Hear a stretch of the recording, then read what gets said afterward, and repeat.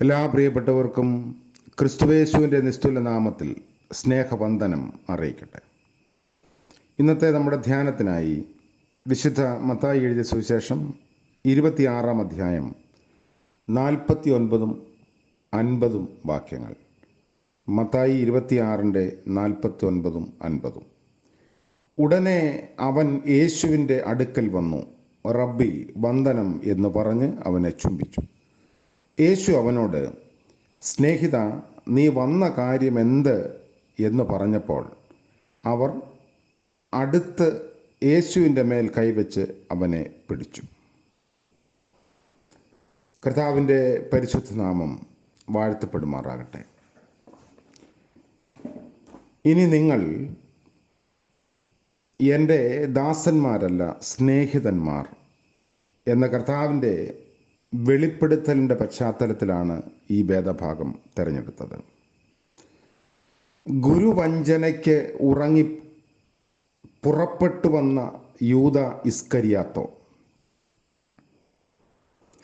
യേശുവിനെ സംബോധന ചെയ്യുന്നത് ഗുരു എന്നാണ്. അടുത്ത് വരുന്നവനോട് കർത്താവ് തിരിച്ച് സംബോധന ചെയ്തത് സ്നേഹിത എന്നാണ്. അവൻ്റെ പുറപ്പാട് എന്തിനാണെന്ന് അറിഞ്ഞിട്ടും കോപിക്കുകയോ ശാസിക്കുകയോ ചെയ്യാതെ ഹൃദയവായ്പോടെ സ്നേഹിത എന്ന് വിളിക്കുകയായിരുന്നു. നമുക്ക് ഓർക്കാനുള്ളത് യേശുവിൻ്റെ സ്നേഹം വെറുക്കപ്പെടേണ്ടവരിലേക്കും കടന്നെത്തുന്നു എന്നതാണ്. നമ്മുടെ ജീവിതം എത്ര തന്നെ തകർന്നതും ലജ്ജാകരവുമാകട്ടെ, യേശുവിൻ്റെ സ്നേഹം നമ്മിലേക്ക് എത്തുന്നു. ഈ സ്നേഹത്തെ വിശുദ്ധ പൗലോസ് അപ്പോസ്തലൻ വിശേഷിപ്പിക്കുന്നത് പരിജ്ഞാനത്തെ കവിയുന്ന ക്രിസ്തുവിൻ്റെ സ്നേഹം എന്നാണ്. നമ്മുടെ വികൃതികളും വികലതകളുമെല്ലാം അറിഞ്ഞുകൊണ്ട് തന്നെ കർത്താവ് നമ്മെ സ്നേഹിക്കുന്നു.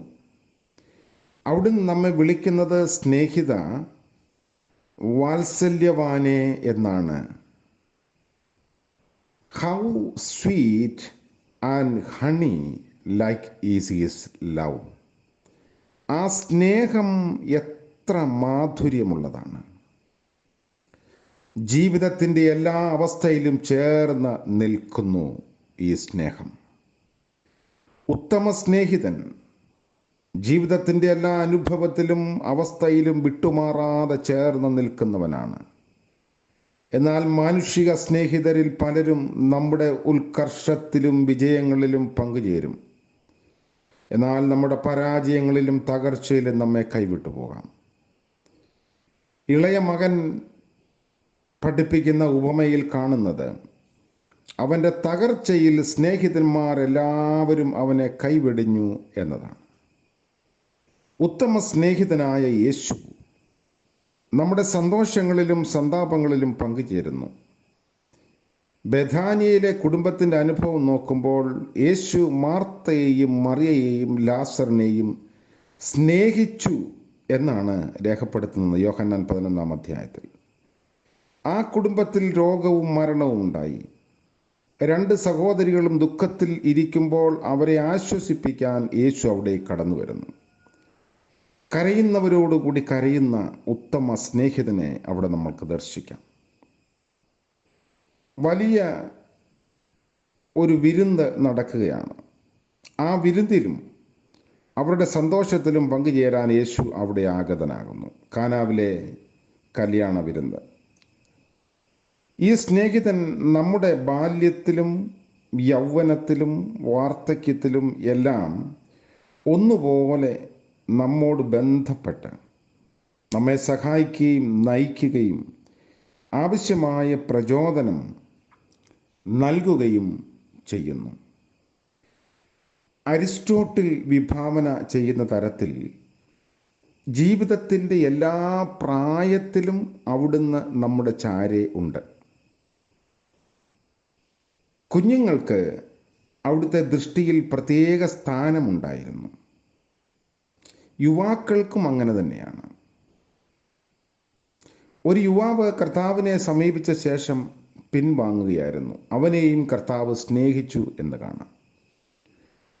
എപ്പോഴും കൂടെയുള്ളവനായ യേശു വഴിയാത്രയിൽ സഹയാത്രികനായും, അധ്വാനത്തിൽ നമ്മൾ വ്യാപൃതരാകുമ്പോൾ വഞ്ചിയുടെ വലത്ത് വല വീശാൻ നിർദ്ദേശം നൽകുന്നവനായും, മാനസികമായി നിരാശാബോധത്തിലിരിക്കുമ്പോൾ ധൈര്യപ്പെടുവീൻ, ഞാൻ നിങ്ങളോട് കൂടെയുണ്ട് എന്ന് പറയുന്നവനായും അവിടുത്തെ സാന്നിധ്യം നമുക്ക് അനുഭവപ്പെടുന്നു.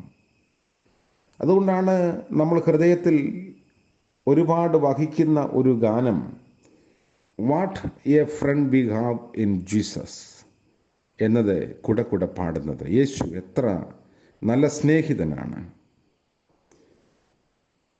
പ്രാണത്യാഗത്തോളം സ്നേഹിക്കുന്ന കർത്താവ്. സ്നേഹിതർക്കു വേണ്ടി ജീവനെ അർപ്പിക്കുന്നതിലും അധികമായ സ്നേഹം ആർക്കുമില്ല. ഇത് പറയുക മാത്രമല്ല, കാൽവറിയിൽ അവിടുന്ന് സ്വജീവൻ നമുക്കായി അർപ്പിക്കുകയും ചെയ്തു. ക്രിസ്തുവിൻ്റെ സ്നേഹത്തിൻ്റെ ഊഷ്മാവ് അറിഞ്ഞവനായ യോഹന്നാൻ അപ്പോസ്തലൻ പറയുന്നു, അവൻ നമുക്ക് വേണ്ടി തൻ്റെ പ്രാണനെ വെച്ചുകൊടുത്തതിനാൽ സ്നേഹം എന്തെന്ന് നാം അറിഞ്ഞിരിക്കുന്നു. യോഹന്നാൻ എഴുതിയ 1-ാം ലേഖനത്തിലാണ് വായിക്കുന്നത്. കാൽവറിയിൽ ദൃശ്യമായ ദിവ്യ സ്നേഹമാണ് പൗലോസ് അപ്പോസ്തലൻ്റെ വേദശാസ്ത്ര ചിന്തയെ മുഴുവൻ സ്വാധീനിച്ചത്. അദ്ദേഹം അനുസ്മരിക്കുന്നു, ഇപ്പോഴത്തെ എൻ്റെ ജീവിതമാകട്ടെ എന്നെ സ്നേഹിക്കുകയും എനിക്ക് വേണ്ടി തൻ്റെ ജീവൻ നൽകുകയും ചെയ്ത ദൈവപുത്രനുള്ള വിശ്വാസത്താലാകുന്നു. എന്നെ സ്നേഹിച്ച് എനിക്ക് വേണ്ടി ജീവൻ നൽകിയ എന്നുള്ള വാക്കുകൾ നാം ഓരോരുത്തരുടെയും നാവിൽ ഉയരേണ്ടതാണ്. ആ ഒരു ബോധ്യവും ചിന്തയും നമ്മിൽ ഉണ്ടാകുമ്പോൾ മാത്രമേ ക്രിസ്തീയ അനുഭവത്തിൻ്റെ മേഖലയിൽ നമ്മൾ എത്തിച്ചേരുകയുള്ളൂ. ഒരു ഭക്തൻ പറഞ്ഞത് ഇപ്രകാരമാണ്, ക്രിസ്തുവിനെ ക്രൂശിൽ താങ്ങി നിർത്തിയത് അവിടുത്തെ കൈകളിലും കാലുകളിലും തറച്ച ഇരുമ്പാണികളല്ല, അവിടുത്തെ സ്നേഹം ഒന്നു മാത്രമാണ്. അതുകൊണ്ടാണ് ക്രൂശിതനായ ക്രിസ്തുവിനെ കണ്ട് ആ ദിവ്യ സ്നേഹത്തിൻ്റെ പാരമ്യം ഗ്രഹിച്ച ശേഷം പിന്മാറ്റത്തിലേക്ക് പോകുന്ന ഗലാത്യരെ അതിനിഷിദ്ധമായി പൗലോസ് അപ്പോസ്തലൻ വിമർശിക്കുന്നത്. അവരെക്കുറിച്ച് പറയുന്നത്, നിങ്ങളെ ക്ഷുദ്രം ചെയ്ത് മയക്കിയതാർ. ഈ ഉത്തമ സ്നേഹിതനോടുള്ള സ്നേഹവും സഹിത്വവും പുലർത്തണമെന്ന ആഗ്രഹം നമുക്കുമുണ്ടാകാം. പക്ഷേ അത് സാധ്യമാകണമെങ്കിൽ അനേക കാര്യങ്ങൾ നമ്മൾ ശ്രദ്ധിക്കുകയും അനുവർത്തിക്കുകയും ചെയ്യണം. ഈ സ്നേഹത്തിൽ നിന്ന് വേർപിരിക്കാൻ തക്ക വിധത്തിലുള്ള എല്ലാ ജഡികമായ ബന്ധനങ്ങളെയും അറുത്ത് കളയാൻ നമുക്ക് സാധിക്കണം. പുതിയ ഒരു ദിവസത്തിൻ്റെ പ്രഭാതത്തിൽ നമ്മൾ എത്തിച്ചേർന്നിരിക്കുന്നു. ഒരാഴ്ചയുടെ അവസാന ദിനമായ ശനിയാഴ്ച പ്രഭാതമാണ്. കഴിഞ്ഞൊരാഴ്ച മുഴുവനും ഈ സ്നേഹത്തിൻ്റെ നിറവിൽ നമ്മെ കർത്താവ് വഴി നടത്തി. നമുക്ക് പ്രാർത്ഥിക്കാം. സ്നേഹിതനായ വാഴ്ത്തപ്പെട്ട ദൈവമേ, മനോഹരമായ പുതിയ ദിനത്തിൻ്റെ പ്രഭാതം ദാനമായി നൽകിയ സ്നേഹത്തിനായി സ്തോത്രം. ഇന്നത്തെ പകൽക്കാല ജീവിതത്തിൽ അവിടുത്തെ കരുണയും കൃപയും ഞങ്ങളോട് കൂടെ ഇരിക്കണമേ. കർത്താവെ, ഞങ്ങൾ ചെയ്യേണ്ടുന്ന കാര്യങ്ങൾ ബലത്തോടും ഊർജത്തോടും ഉത്തരവാദിത്വത്തോടും നിർവഹിപ്പാനുള്ള കൃപ പകരണമേ. ഇന്ന് ഞങ്ങളുടെ യാത്രകൾ, ഞങ്ങളുടെ ജോലി മേഖലകൾ, ശുശ്രൂഷ ഇടങ്ങൾ എല്ലാം കർത്താവിൻ്റെ കരങ്ങളിൽ അർപ്പിച്ച് പ്രാർത്ഥിക്കുന്നു. അവിടുത്തെ കൃപ കൂടെ ഇരിക്കണമേ. വരാമായിരിക്കുന്ന ആപത്ത് അനർത്ഥങ്ങൾ വിടുവിക്കണമേ. ഞങ്ങൾ കണ്ടുമുട്ടുന്നവരോടും ഇടപെടുന്നവരോടും സ്നേഹവായ്പോടെ സംസാരിപ്പാനും ഇടപെടുവാനും ഞങ്ങളെ സഹായിക്കണമേ. ഇന്ന് ജന്മദിനം ആഘോഷിക്കുന്ന പ്രിയപ്പെട്ടവർക്ക് വേണ്ടിയും വിവാഹ വാർഷികം ആഘോഷിക്കുന്നവർക്ക് വേണ്ടിയും വിശേഷമായി പ്രാർത്ഥിക്കുന്നു. അനുഗ്രഹത്തിൻ്റെയും നന്മയുടെയും പുതിയ ഒരു വർഷം എല്ലാവർക്കും അവിടുന്ന് പ്രദാനം ചെയ്യണമേ. യേശു മശിഹ മൂലം പ്രാർത്ഥന കൃപയോടെ കേൾക്കുമാറാകണമേ. ആമേൻ. ത്രിയേക ദൈവത്തിൻ്റെ സ്നേഹവും കൃപയും നാം എല്ലാവരോടും കൂടെ ഇന്നും എന്നേക്കും ഉണ്ടായിരിക്കുമാറാകട്ടെ. ആമേൻ.